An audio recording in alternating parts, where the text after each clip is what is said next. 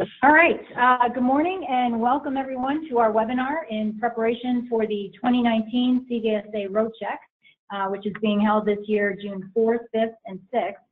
At this time, I'd like to begin the webinar. My name is Christina Anderson and I will be your host for this morning.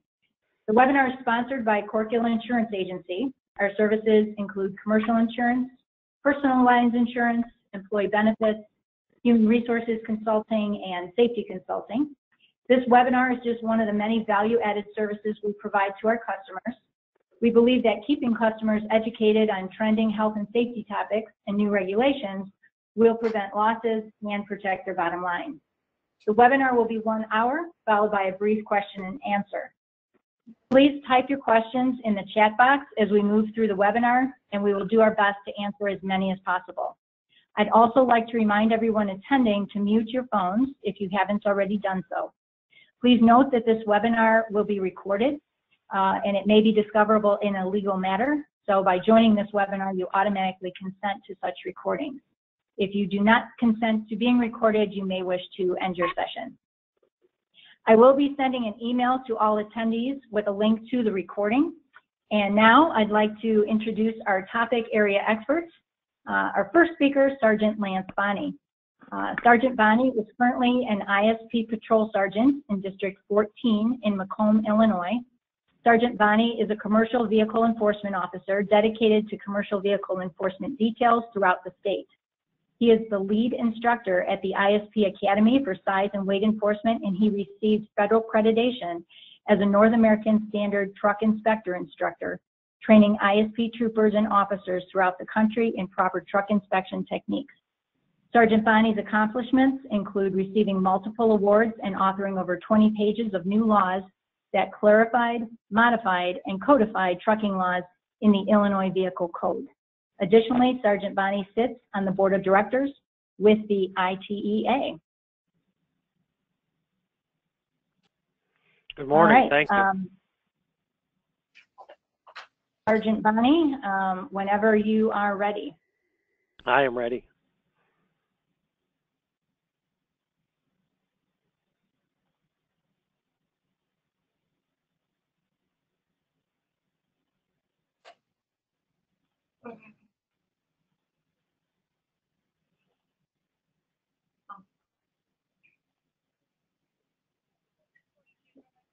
Are we good?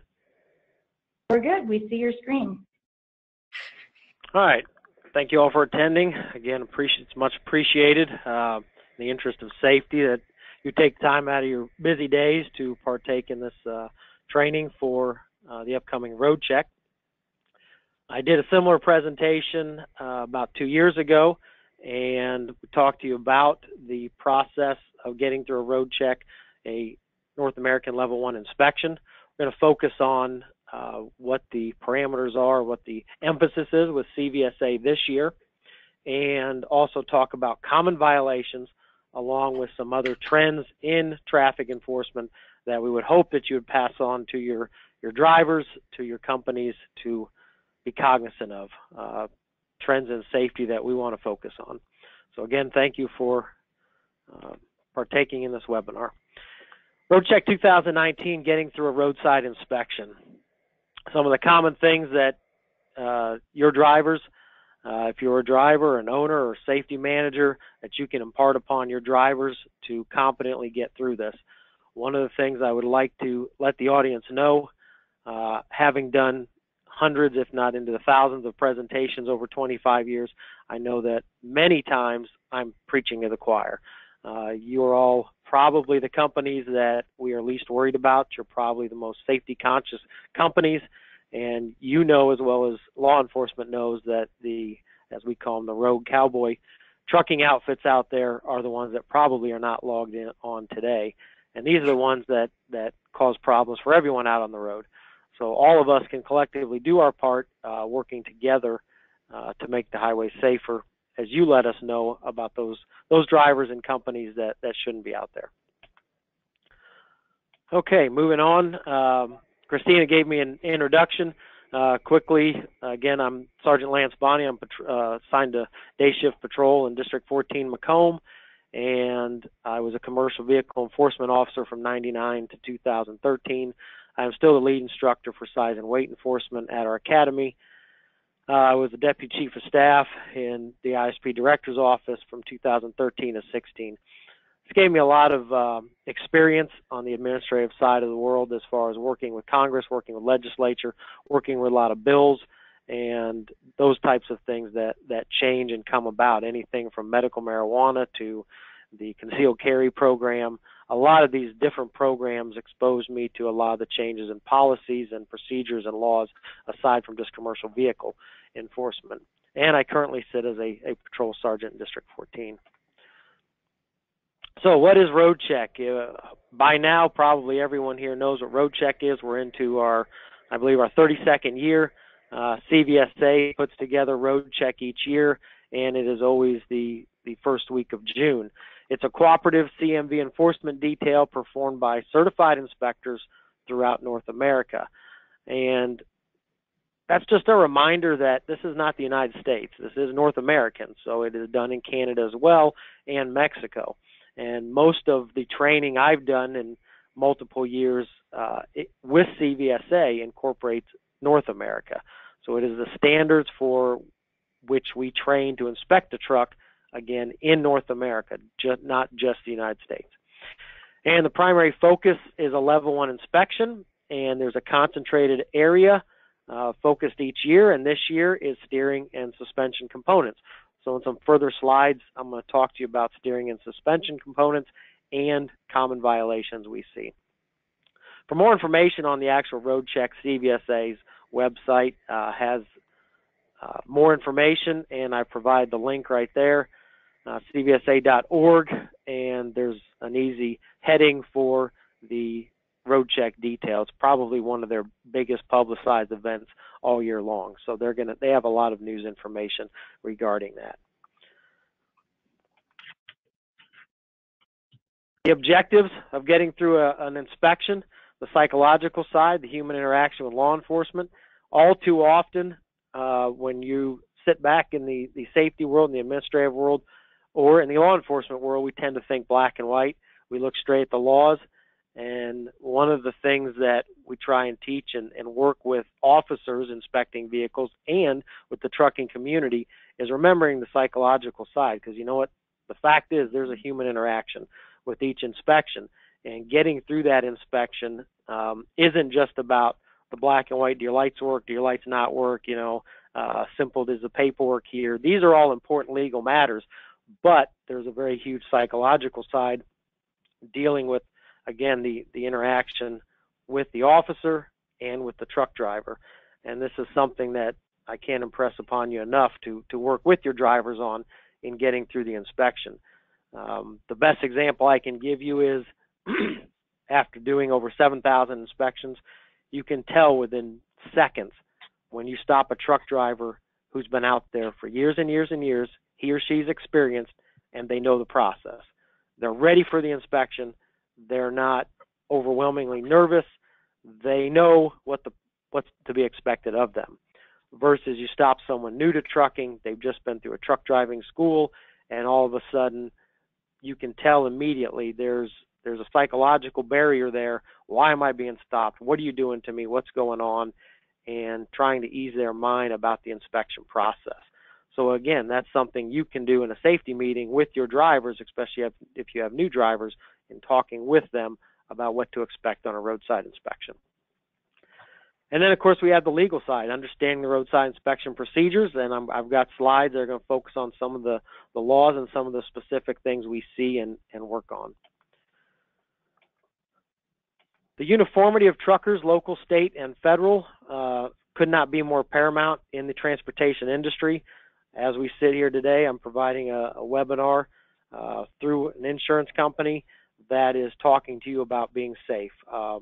Enforcement is one aspect of making the highway safer, but so is media, so is training, so is these type events that can help us all do our jobs better and make the highway safer. And there's probably no other area of enforcement where law enforcement and the trucking community, transportation community, can work better together at making things safer. CVSA, the ITA, these are organizations that are not restricted to law enforcement. There's members of the trucking community, insurance corporations, insurance companies that are part of CVSA and part of the ITA, and that's a cooperative nature. Having the mindset, you've probably seen this slide. If anybody's ever attended any of my presentations before, I bring this up from time to time. It's something we teach to our officers doing the roadside inspections. It's something you can teach your drivers. You have to understand what's going on in the transportation industry, just as drivers need to understand what's going on in the law enforcement agencies.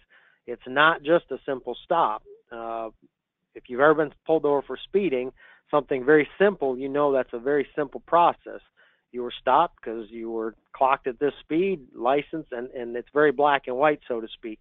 But with a truck inspection, there's so much more to it. And we teach our officers to respect and understand the trucking community as a whole, understand what's being moved, how it's being moved. There's a huge difference, as you know, between a local driver who maybe is just moving concrete day to day, works 6 to 2, or an over-the-road driver who's 3,000 miles away from his family on Christmas Day. There's a huge difference in the different types of transportation out there. And you also have to realize there's all the motoring public out there that all they see is a big truck. They don't know the difference. They just see a big truck. And it's educating, explaining what the process is, the cooperative effort of law enforcement and the transportation industry, education, uniformity, consistency, and research. On the law enforcement side of things, yes, we constantly get calls on consistency and uniformity, whether it's something that was alleged to be enforced in the northern part of the state versus the southern part of the state, or an officer was stopped in Minnesota and this happened to him or her and it didn't happen in Wisconsin, or why is this happening in Illinois? And the idea of uniformity, again, is paramount. So we preach that, and we talk about going into the process having that good mindset. Okay, so why do we stop a truck? What are the reasons for engaging in a commercial vehicle enforcement situation? And this, again, is an important slide because, well, if you sit in my shoes as shift commander many days, there's probably 1 or 2 calls a week from either a carrier or from the driver calling headquarters saying, hey, my driver was stopped, or I was stopped. Why was I stopped?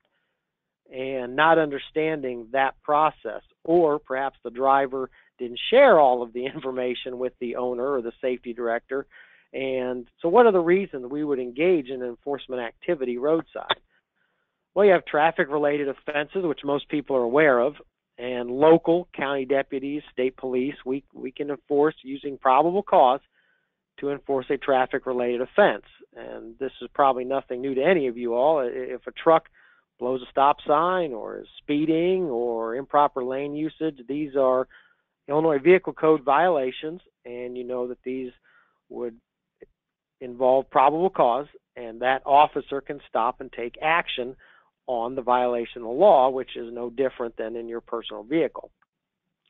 The next thing is IVC Chapter 15, which is your size and weight related issues. Now, this requires reasonable suspicion. So probable cause is a crime has been committed and witnessed via speeding or blowing a stop sign, improper lane usage. Reasonable suspicion is, from experience, you can articulate that this load could be overweight.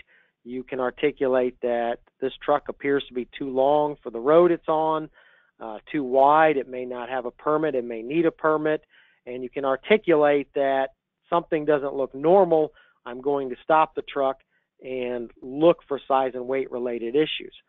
This is where the ITA does the bulk of its enforcement. The ITA, local and county officers, if properly trained, will enforce size and weight related issues, setting up scales, looking for permit violations, and enforcing this portion of the law that a local or county officer on day-to-day patrol may not be an expert in. Then you move to the area I have in yellow to perform an inspection. This is the ISP only. It's written in the Illinois Vehicle Code.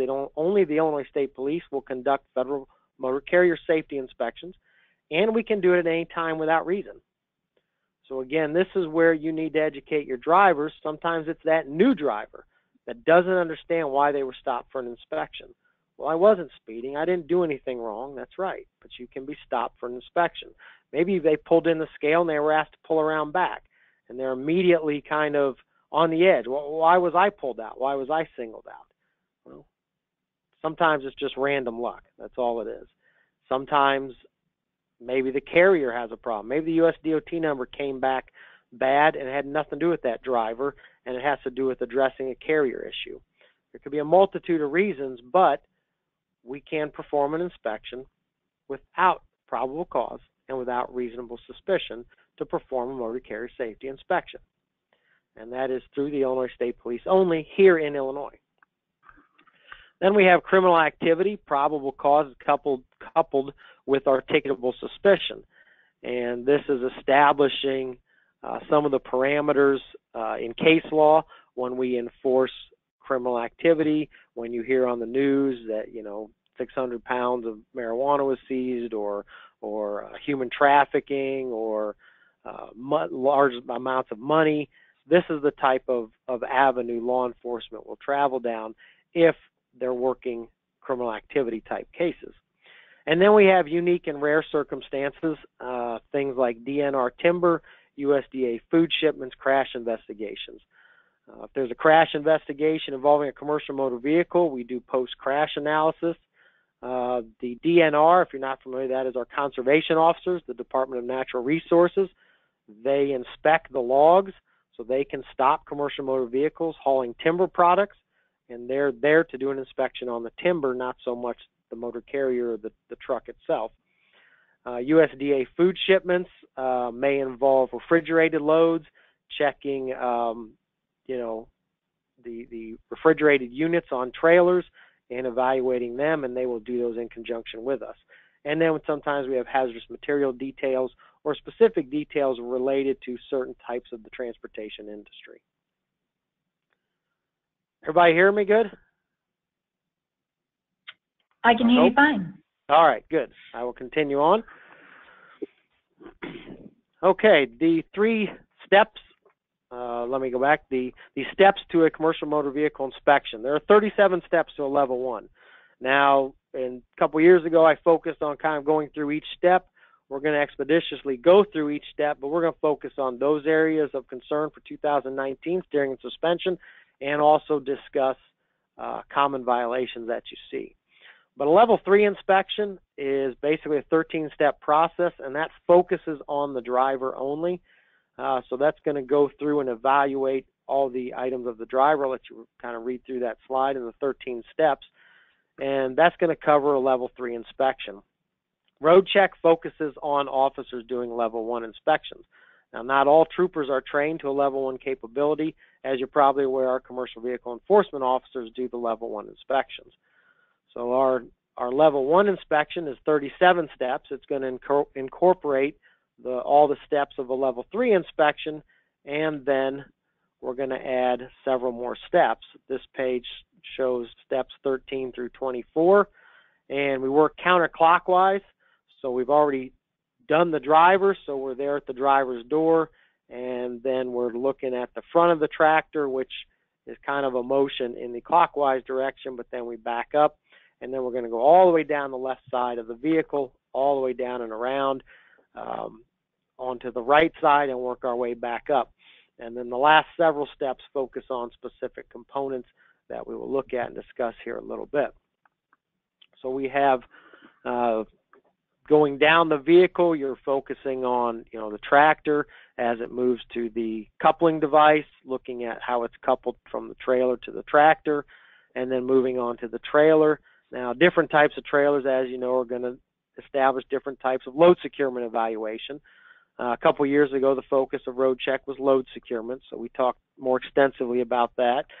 But clearly, if you have a flatbed load with 40 different things on it versus just a tank load versus a van trailer, the different trailers are going to constitute some different evaluations on load securement. And as we go down through the total of the 37 steps, when we get to step 28, that's moved all the way around the vehicle. Now we've come back to the front, and now in this area is when we're going to have the driver open the hood, and we're going to evaluate or inspect the steering axle assembly and looking at the steering components. And then step 29 and 30 is moving down. This is usually when the officer's on his creeper and doing the undercarriage check.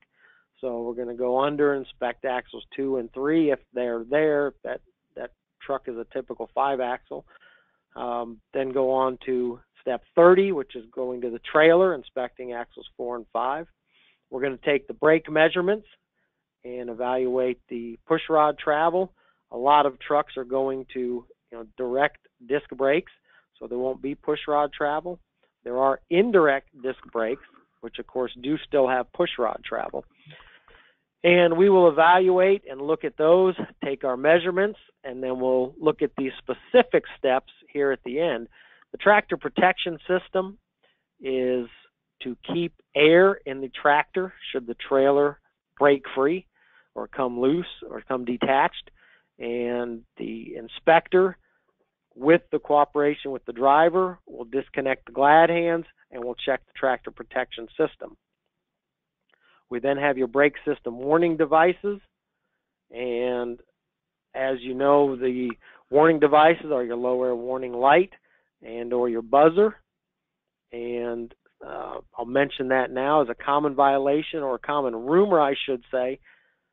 So when your truck runs low on air, you have the buzzer and the light. By law, you have to have a light. So when your pressure gets low, you must have the light. If you do not have a light, you have a violation. If the buzzer's functioning, then it's not an out of service. But if you have neither, no light, no buzzer, then the vehicle is out of service. And sometimes it's just a fuse, sometimes it's just a bulb, sometimes there's something, simple to fix, but we actually find quite a few of these defective. And it's not a comfortable situation when the driver is being placed out of service for something as simple as this that could be repaired. So keep in mind that if they have the buzzer but no light, it is still a violation. Lights are mandatory, the low air light, but the buzzer is not mandatory. If they have a light that's functioning and no buzzer, there is no violation as long as the light's functioning. Then we go step 34 and test the air loss rate. And the air loss rate is, if you think of it this way, think of a race. Your compressor at idle, while the engine is idling, the compressor is making air.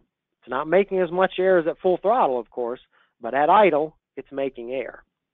When the driver pushes down on the brake, if during the inspection we found an air leak, and it could be just at an air line, it could be at a chamber, it could be in the air suspension, but we've established that there's a leak. If the tractor is leaking air, losing air faster than it can make air through the compressor idling, then the gauges are going to drop. So if it cannot maintain 80 psi at idle, then the vehicle will be placed out of service. So again, I kind of call that the race. Can the compressor make more air than the system's losing? That's step 34, and then step 35 is our steering wheel lash calculation. Lash is a technical term for just free play. How much does the steering wheel loose, or have looseness in it or slop in it, turning it left and right before the wheels actually make their turn. So we have a calculation for that. We have some charts, and I will tell you that from an inspector training perspective, there is a steering wheel lash chart in the FMCSA regulations. If it's beyond the limits placed in that chart, you have a violation. There's a separate chart with more critical measurements for the out of service. So for example, let's say in the FMCSR regs, it can't move more than 3.5 inches, and you have one at 3 7/8. And the FMCSR regs show by that chart that that size diameter steering wheel is in excess of 3.5 inches at 3 7/8, then it would be in violation. But then you go to the out of service chart, and it's going to say anything over 4 1/4 inches is out of service. So it was at 3 7/8. That's greater than the FMCSA chart, which says it's a violation, but it does not exceed the 4 1/4 inches posted in the out of service, so it would not be placed out of service, but it would be a violation. So there's 2 charts for steering wheel lash, and that seems to be a confusing spot for officers, for inspectors, for safety directors that we speak to, because a lot of times people are not familiar that there's 2 different charts you need to look at. And then check for fifth wheel movement, and that is not done on every inspection unless we have identified reasons to believe that the kingpin coupler assembly might have some defects in it. It does put some strain on the system, so we do not perform this test on every single vehicle, but what we would do is lock the trailer brakes and release the tractor brakes and very gently have the driver pull forward, pull backward, and we would take a measurement of how much play there is between the kingpin and the fifth wheel assembly. And again, in the out of service criteria, there's a measurement for which the vehicle would be placed out of service. And then step 37 is completion of the inspection. Okay, getting through the level 1, what are things I want you to focus on or have your drivers focus on? What are the most important things to get through this safely? I've highlighted some specific points, like in steps 1 through 4, have your driver turn on their 4-way flashers and find a safe place to pull over. Drivers that immediately see the light, slam on the brakes, stop in the middle of the road, that's not recommended. Also, drivers who say, well, I know there's a rest area 5 miles down the road, I'm just going to keep on trucking. Well, that appears that you may be fleeing. So slow down, put your 4-way flashers on immediately, at least signaling the officer that you know he's back there, he or she's back there, and then you're going to find a safe place to pull over. We're well aware of the amount of rain we've had here in Illinois. 80,000-pound trucks don't do well on soft shoulders. So find a safe place to pull over. Be cognizant of officers' approach to the vehicle. Do not exit the vehicle unless told to do so. Just go ahead and stay in your vehicle. Some officers are going to approach on the passenger side. Some are going to approach on the driver's side. Be prepared. The initial contact with the officer sets the tone for the inspection. That third bullet point, I stole right off of the FMCSA training, the NTC training we do.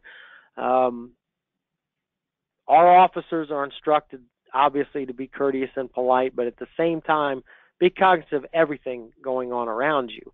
And, you know, there could be a lot of other parameters going on. Is it heavy traffic? Is it nighttime? Is it dark? Is it light? Is it daytime? Was there a wide shoulder? Be cognizant of everything around you and have your drivers be prepared. So often inspections go south right off the bat because it's clear that the companies have never taken the time to train their drivers.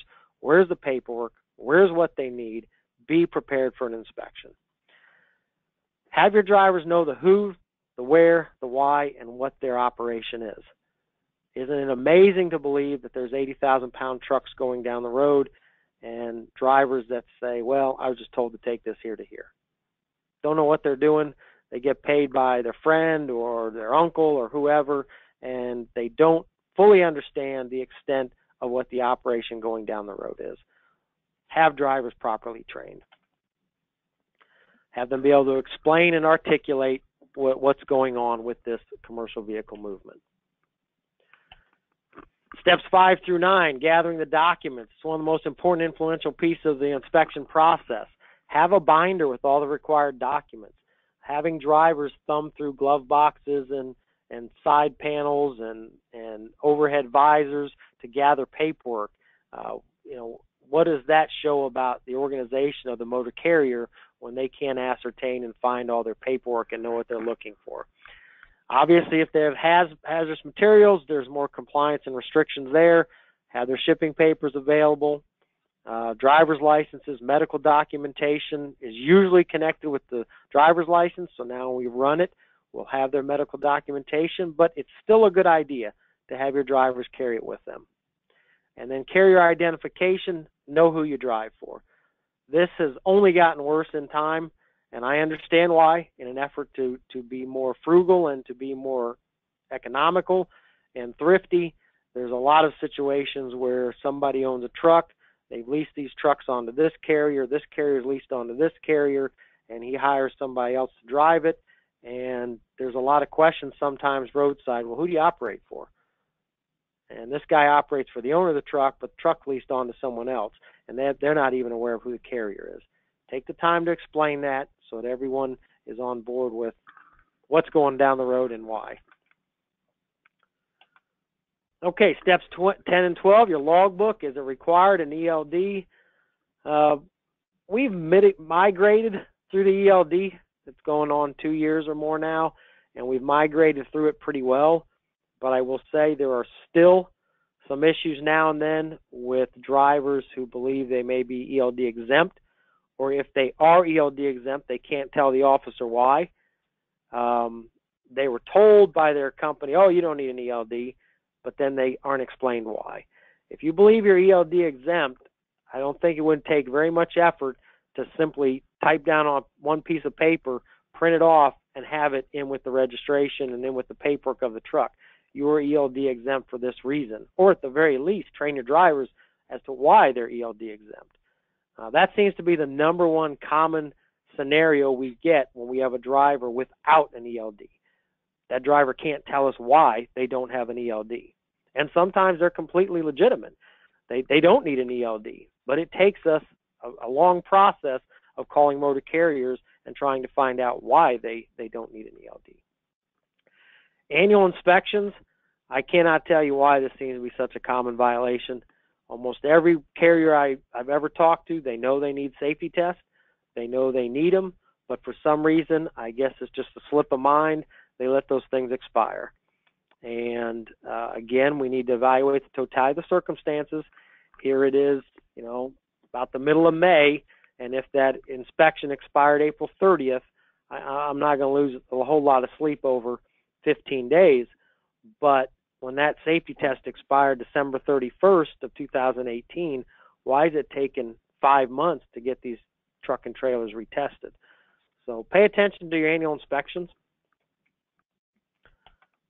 Okay, steps 14 through 37. This is our vehicle inspection. We're going to focus on some of the major components that, again, have your drivers pay attention for or look for. Listen to the inspector's guidance. Be familiar with the parts, the accessories, and the controls. Simple things like fire extinguisher and triangles. I have many drivers tell me, well, I know it's in here, I got to find it. Okay, well, the fire extinguisher is supposed to be readily accessible. Why? Well, they're for an emergency, right? And if he or she isn't really sure where it's even put in the vehicle, what does that kind of tell us about the operation? Air valves, make sure they know how to function the air valves properly. And then lights, mainly talking about trucks with a lot of cosmetic extra lights and different switches, and some of these drivers actually don't even know how to operate them. So train them on operation of everything, the air valves especially. Getting through level 1. All right, steering components is the focus this year. So we've got our steering components, things you can have your director of safety or your main mechanics, or maybe you do the work yourself, to look at, our tie rod ends or our ball joints. Actually, let me pull up the slide here. We'll focus on looking at the pictures. We know we have our steering gearbox, and Christina's still there? Everybody hear me good? I am. Yep. When I move the mouse around, is that shown to everybody? Do you see that? Yes. Yep. Okay. So we have our steering gearbox, which of course is bolted to the chassis, and those do sometimes come loose. Sometimes they get torqued. Sometimes they get rusty. And sometimes when you have the driver turn the wheel back and forth, you can actually see separation of the gearbox off the frame rail. It's not often, doesn't happen often, but it does. So you look at your steering gearbox. 2 is our pitman arm. And basically one of the things we as instructors will say to students that we're training, thou shalt not weld. When it comes to steering, thou shalt not weld. We do not weld, and it's pretty much spelled right out in the regs. There's no welding of steering components. If they're cracked, broken, they need to be replaced. So occasionally we will find welds on a pitman arm, and that's a no-no. And that comes down to, of course, your drag link, and you have a ball and socket joint here, ball and socket joint here, goes to your tie rod end. And then number 4, your pitman arm bolt. And those of you good mechanics in the audience can tell that there's a spelling error. I didn't make this picture, but number 5 is a castle nut, not a cussle nut, castle nut. And then, so we go to the different components. Check for worn ball joints. Movement other than rotational. Obviously, you should be able to take that drag link and rotate it or twist it, but it should not move in and out or up and down. Your tilt wheel steering column locked.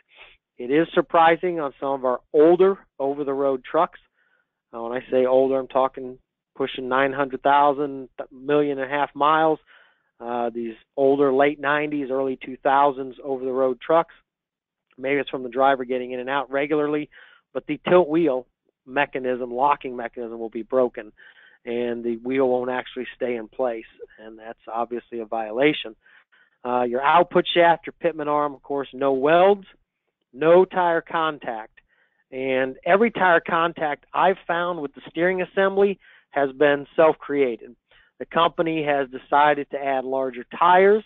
They've decided to change the steering stops to allow the truck to turn tighter, or they've done something to create a situation where when that vehicle turns left or right, it will rub into something, whether it be the pitman arm, which is the most common, or it could be part of the axle, part of the leaf spring assembly, part of the bumper, but you cannot have any tire contact with any part of the fixed commercial motor vehicle.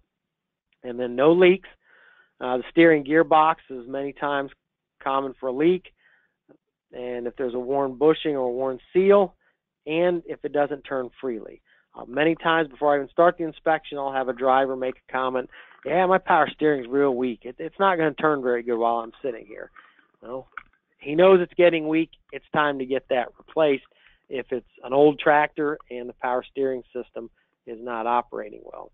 And then we do the steering wheel lash calculation. Now, in all honesty, common violations. Before I was putting this together, I know from my experience in nearly 25 years, but I also reached out to several CVOs, and I just would like the audience to know that steering components is a focus for this year's Roadcheck, but I will tell you it's not a common violation. All of the stuff I spoke to you about we see, but not commonly. I'm not writing steering violations every day. I'm probably not even writing them once a week. So all of these violations that we're pointing out are not very common. They're important to look at. They're important to know. We don't weld. We don't have tire contact. But at the same time, very few times do we actually find steering component violations. It's not very often. So I just want to share that again with the audience. Now that is a output shaft of your pitman arm. And there's the little teeth it sits on, and then of course this is where obviously something is rubbing on it, which is probably the tire. When he turns to the right, the tire is going to come in contact with that. And why is that being caused? Because we don't want to see that. Okay, now we go to the suspension components. Now, opposite of steering, we do find a lot of suspension component violations. When I started doing inspections many years ago, airbags were still relatively new. I can remember stickers on the sides of trucks, airbag equipped.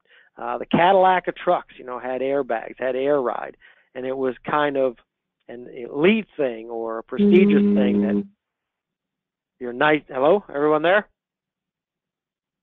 Yep. Okay. My phone was making some noise. I didn't know if I lost everyone. All right, continuing on. It used to be only your very nice over-the-road trucks ran on air, and now, as you know, pretty much all trucks have air ride suspensions and airbags. So early on, we didn't find as many airbag violations. The rubber, the components they're made out of, I don't know this to be fact, but maybe they had a shelf life of 10, 15 years, and the rubber seemed to stay intact. Well, now we're seeing a lot of older airbag systems getting dry rot, becoming blown, becoming torn, becoming worn, and now we're finding older tractors, and when you crawl underneath, you can readily tell that, hey, one or two of these airbags have been replaced. So now we're seeing more and more air suspension component violations. What keeps these airbags regulated in their pressure? Well, you have valves and levelers. So you've got that leveler valve. Is it common that you could hit some roadkill or run over, some debris and it bends that little rod, or it does something to damage the levelers? So we find a lot more air leaks as these trucks get older that have been running on air since the late 90s or early 2000s. So again, if you have these type of trucks, you want to go over your air component systems. So you've got airbags, valve levelers, inspect for leaks and defects. Now remember, if you have an airbag leak, this is also going to be the air is provided by the air compressor. So that's going to contribute to that air loss rate test we do. So if you've got a steady, slow leak in the air ride seat or the air ride cab, that little airbag that sits underneath the sleeper, many times we notice that those will be leaking. So check all your U-bolts, axle positioning parts, etc., and go through that. There's obviously a damaged one, showing you a picture of a damaged airbag. Okay, common violations I've tried to hit on as we've gone through the program. Your driver's violations would be the license, the hours of service, and documentation. Anything from a suspended or no valid DL to, again, logbook violations. The vehicles, I can't express enough, annual inspections, your airlines, load securement, checking your tires, tire pressures, and the lighting to the trailer. Many times just that pigtail assembly's gone bad are some of our most common violations we see that you definitely want to take time to look at and prepare for as you go into June.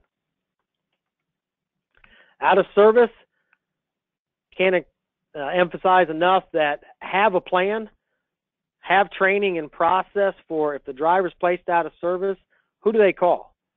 I mean, do you have a shop set up? Do you have a roadside assist? Do you have something that you've already, a contingency plan? Because many times drivers just kind of put their hands up in the air, give us the question mark. Well, if you leave the job to us, we will remedy the situation, but we're going to call a tow. And it's usually going to be very expensive for you, the carrier. So, again, the best thing is to have a contingency plan if the vehicle is placed out of service. Respect why it's placed out of service. It may be an unfortunate, maybe 2 o'clock in the morning. It may be on a Sunday night. It may be a bad time, a bad location, but it is what it is. So respect the violation, respect the situation, and the officer. Remember, the officers, we've heard it all. And, it's 2 o'clock in the morning, and we've dealt with fatal crashes and all kinds of a lot uglier situations than just someone sitting roadside is going to be placed out of service. So, again, try and respect that you have a situation to remedy. Now let's move forward and address it. Failure to address the out of service just creates liability. It's a losing situation for everybody. So get it remedied and reduce the liability of you going down the road unsafe. Okay, that basically is my presentation. There's 2 slides I want to add in here real quick. Obviously, Illinois, if you follow any of the Illinois media, you know that the Illinois State Police have been hit very hard in 2019. The move over laws, it's called in many states. The Scots laws, it's called in Illinois. Hopefully seeing this is not new to you. Obviously, if you watch the news, you are aware that we've lost 3 troopers in 3 months, and that hasn't happened since for over 66 years. And to have 15, 16 squad cars hit alongside the road in the first quarter of 2019 is absolutely unheard of. Is it horrible luck? Maybe. But is it also something going on in the way people get down the road that is not good? And obviously, I think everyone in the audience, myself, everyone probably agrees distracted driving is at an all-time high. Probably cell phone usage and other things that distract our driving. And these situations have claimed the lives of some officers that, I've been a lead instructor, so all 3 that you see on your screen, those officers, I trained them. And I trained all three of them as they went through the academy. I also trained Trooper Brooke Jones-Story as a CVO when she became a commercial vehicle officer, and I trained Trooper Gerald Ellis also as a commercial vehicle officer. I had been working with and speaking on the phone with Jerry over the past 6 months. He was an up-and-coming CVO who was probably going to be looking at replacing me when I retire as far as being an instructor. He has already gone through some instructor development training and was very hopeful towards becoming an instructor. And we lost these three officers, and I can't emphasize enough the importance that you work with your people, work with your drivers in adhering to the Scott's Law and Move Over Law. So you slow down upon approach of a vehicle on the shoulder to include, it used to be emergency vehicles, now it includes tow trucks, maintenance vehicles, IDOT, county municipal, or broken down motorists. I call it common sense. I've been driving since the 80s. That's put a little age to me a little bit, but they didn't have these kind of laws in the 80s, 90s, or beyond that. Most of us, when we drove down the road, if we saw something on the shoulder, we reactively slowed down and just gave room. You just created space. And today's generations, today's people don't seem to acknowledge that necessity to do that. So now we have to put it in the law. So change lanes when possible, and again, that's when possible. But at the very least, slow down. The best example I can give you is the other day. I was working traffic detail. I stopped a motorist for speeding.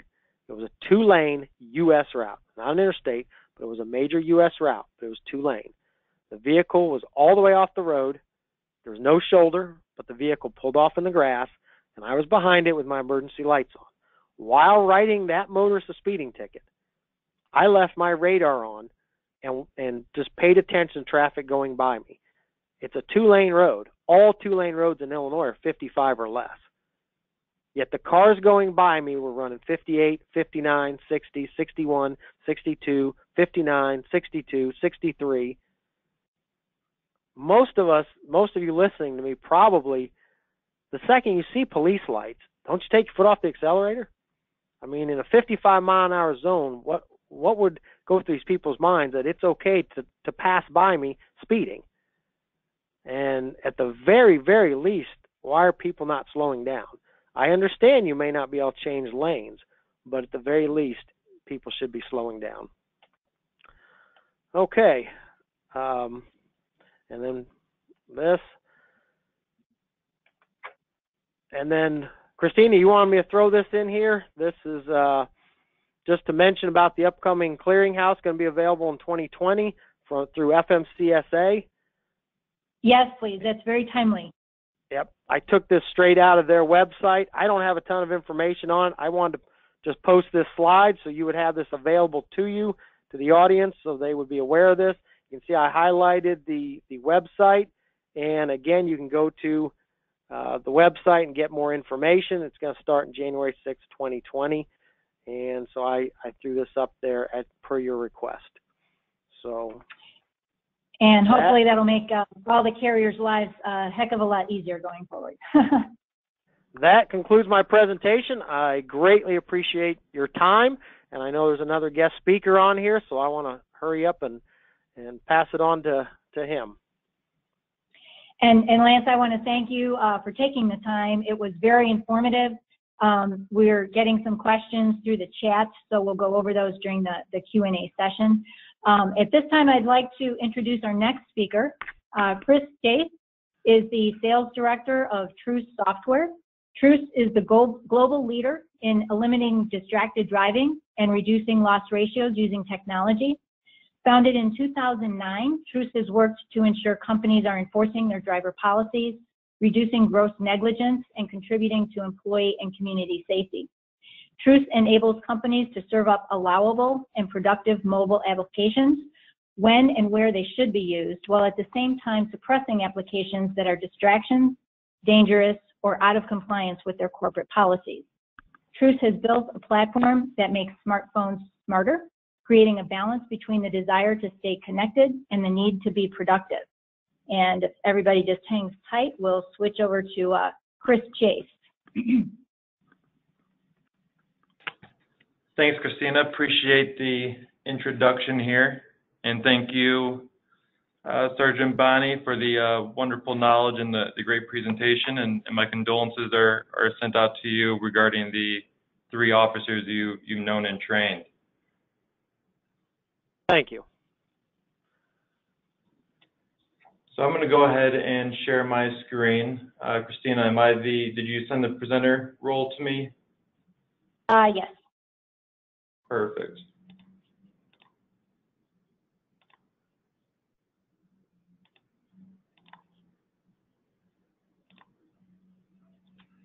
So as Christina mentioned, we are the global leader around eliminating distracted driving. And what we're doing and what Sergeant Bonnie here has mentioned is distracted driving is at an all-time high. I don't think it's a coincidence by any means that accidents are on the rise and officers are getting struck on the side of the road just because as technology advances, more technology is entering the mobile vehicle, which is leading our eyes off the windshield and more onto our cell phones. So what we are looking to do here, as Christina has mentioned, is enforce your guys' driver policy, right? It's great that you guys have a document in place and have your employees agree and sign off on a hands-free policy or zero tolerance, no cell phone use in the vehicle. But arguably, you know, is there a way to enforce that policy today? And the short answer is no, right? So what we're doing now is giving businesses the ability to enable that driver policy, auto-enforce it, and reduce that gross negligence, but at the same time, you know, reduce the severity and frequency of motor vehicle accidents and ensure your employees are getting home safe and making sure those around you on the roads are getting home safe to their families as well. So just to kind of touch base on a little bit of, you know, who we work with. I mean, we work with some large Fortune 500 companies down to some local mom and pop shops who just want to protect their assets. But these guys are really trying to accomplish a couple things here. Either reduce the liability and expense of commercial vehicle accidents. And over the past year or so, commercial accidents have climbed to about $24,000 on average. You know, gross negligence claims with distracted driving has gone up to, you know, 21 million, you know, when cell phones are found to be the root cause of an accident on the road. Not only that, you know, we're really trying to protect the company reputation and reduce that risk, right? So at the end of the day, it's best to put practices in place to make sure that your policies are adhered to. So let's talk about how that works. You know, there's really a couple policies that you guys can configure, but the most popular is either some companies want to turn their phone into a brick while the vehicle's in motion. Some want to allow simply hands-free and suppress the texting and driving, suppress the ESPN notifications, the Snapchats and Instagrams, you know, while they're doing 60 down the highway. Also, we know that, you know, most motor carriers or transportation companies need specific applications to get the job done. And, you know, what we're doing here is not disrupting communication or functionality that's needed to be efficient during the workday. We're just simply removing the distractions that are deemed dangerous to, you know, the employees and those around you. So, for example, if you guys have a hands-free policy, but you need, let's say, Google Maps, or let's say you need an ELD application, or whatever the case may be, we can allow those, but suppress any applications that you guys don't want, again, only while the vehicle's in motion. So just to kind of give you an idea on how easy something like this is to implement, it's a two-part system. So after you create a policy, we can simply shoot out a text message to everyone who's on your staff, right, all your employee drivers, and they would just download an application onto the company phone or onto their personal phone, whichever the business decides to do. At that point, they would just download our application onto the phone, and then we would issue out a small beacon that gets inside of all the vehicles, which is DOT approved. And that small beacon is just basically setting the parameter that says, hey, you know, the vehicle's in motion, and then it auto enforces the phone to go into policy mode, whichever you so choose. So to give you an idea of what that looks like, this is, you know, what your drivers have access to today while they're driving the company vehicle. Yes, you may have a hands-free only policy, but at the end of the day, there's nothing there to stop them from using their FaceTime, their text messages, their emails, their Snapchats. And I think that's why we're seeing motor vehicle accidents drastically increase over time. And a recent study from the National Safety Council has shown that 40% of all commercial vehicle accidents are caused by distracted driving due to the cell phone in some degree or capacity. So, you know, once our application or our software is implemented in your fleet of vehicles, this is arguably what your drivers are going to have access to while they're driving down the highway. And that is going to be the only screen that they can see. And again, it's configured to whatever policy or whatever you want your drivers to have access to while they're behind your company vehicle. So at this point, they won't be able to text and drive. They won't be able to jump on, you know, Google or surf the web. They won't be able to use Instagram, whatever the case may be. But you can see here, there are some applications at the bottom. And again, those are going to be the applications that you wish to allow, whether that be Google Maps, music, or whatever the case may be. But the idea here is make sure that your employees are focusing on the road when they should be, being attentive to, you know, emergency vehicles when they see them, and at the end of the day, getting home or to their destination safely. For what it's worth, this technology has a history of reducing vehicle accidents by 40% on average.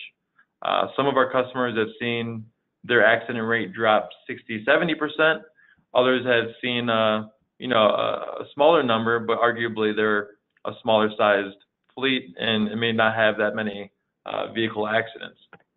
But nonetheless, this is more a proactive solution here. We want to get ahead of the problem, knowing that distracted driving is a growing concern. And if we can put small measures in place to make sure that, you know, the officers are getting home and making sure that your liability is reduced as a company, then I think that's a no-brainer if you were to ask me.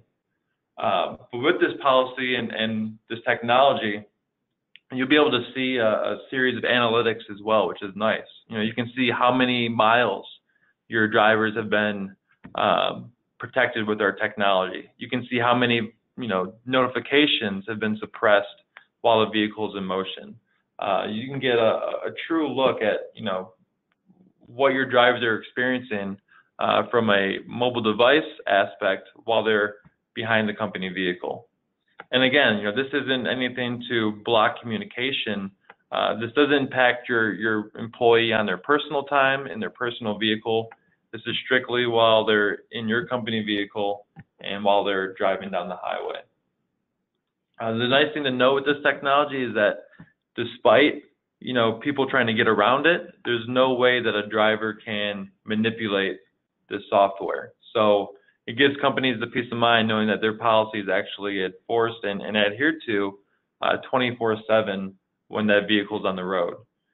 Despite if they put it in airplane mode, if there's any dead zones or internet outages, it doesn't matter. Our technology is always going to be deployed on that device, giving you guys that peace of mind that you can sleep well at night.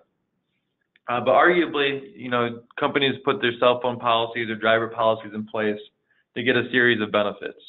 But like I mentioned, if you can't enforce the policy, I'd argue, are you really getting the benefits that the driver policy is in place for? And you know, with our technology, we are reducing accidents at a drastic measure. You know, we are minimizing the risk of any kind of catastrophic events or injuries from commercial vehicle accidents. And companies are removing their liability and litigation when it comes to implementing our software. And at the end of the day, too, we want to make sure that your drivers aren't getting dinged with any penalty points while they're out on the road. You'd be surprised how many individuals that I speak with that are still getting ticketed for handheld devices. And I know most companies, or excuse me, most states are moving to a hands-free law or policy. So, you know, knowing that the laws are changing, knowing that there's no way to enforce policies, companies are flocking to us to make sure that they're putting this technology in place to achieve it, you know, what they've originally sought out to do. And you know, you guys can hear it from me, but I think it's best to hear from our customers. Like JV Communication, for example, says, you know, they have the best of both worlds, keeping both our employees and communities safe while continuing to communicate efficiently during the workday. It doesn't get much better than that. So anytime that we can collectively get together and make sure that the job functions are still there, but we're doing our part to keep the community safe, I think that's a step in the right direction. But really, that is true software in a nutshell. I wanted to keep it brief and be conscious of everyone's time here today. But if you guys are interested in maybe discussing our technology or wanting to enforce your guys' driver policy in a little more detail, you guys can always give me a phone call or shoot me an email, which you'll see here at chris.chassis@truesoftware.com. And you can also see my phone number here below as well. Feel free to reach out anytime. More than happy to address any comments or concerns that may be on the rise if you guys are experiencing accidents amongst your fleet. Thank you, Chris. Very informative. And again, I'd like to thank Sergeant Bonney and Chris for sharing their time and their expertise with us this morning. So important as we keep our companies, our employees safe on the road. Checking to see if any last minute questions have come in, and I don't see any. So I guess you gentlemen have done such a wonderful job that that we don't have any questions. So great job covering the material. I do want to remind everyone attending, I'll be sending out a thank you email to all attendees with a link to the webinar recording. Please feel free to reach out to me if you have any questions related to DOT compliance, fleet safety management, if you need to get in touch with Chris or Sergeant Bonney with a technical question. So again, thank you, Sergeant Bonney. Thank you, Chris, and have a great and safe day, everyone. Thank you very much. Thank you, guys. Appreciate it. Bye-bye.